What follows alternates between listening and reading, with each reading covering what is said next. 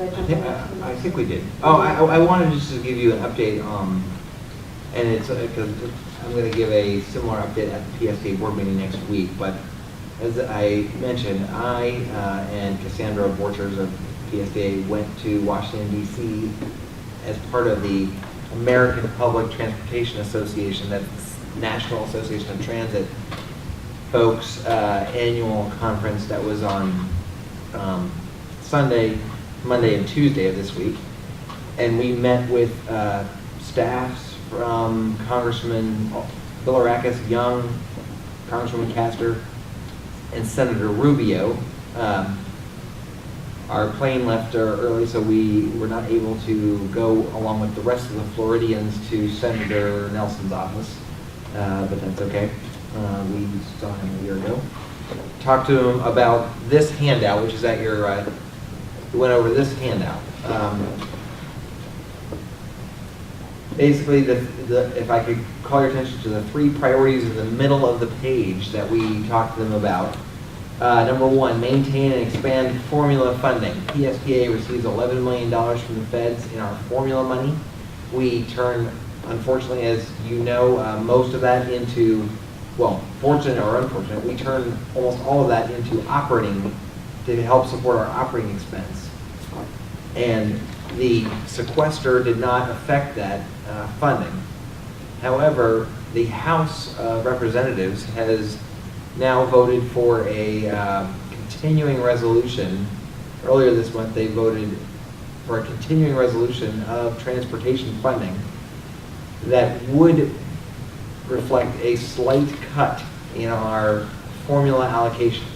Now, the Senate just voted, I think yesterday, on a continuing resolution that kept the funding at proposed levels, no cut. So now it's going to go to conference. This is part of the not shutting the government down by March 27th deal that is coming up. March 27th, I guess the government will shut down unless they approve new appropriations.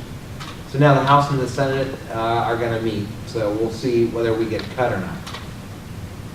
So we asked that they please don't cut us. Number 2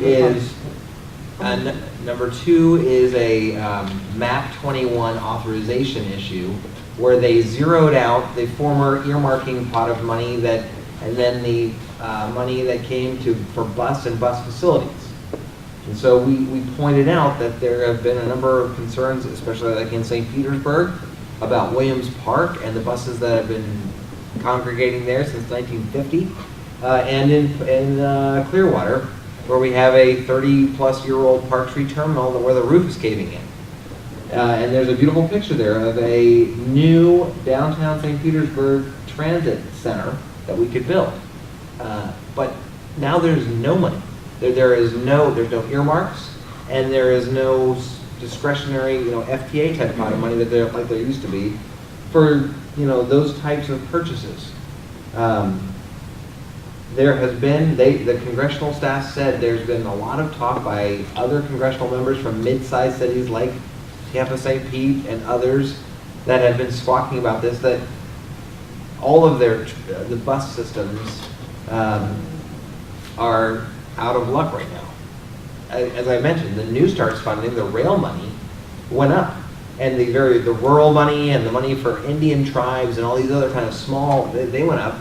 It was the mid-size that went down. That's a sort of downstream issue that needs to be corrected in the next authorization bill. And then number 3 was on the New Starts. So then that's what we talked to them about. They were all very receptive.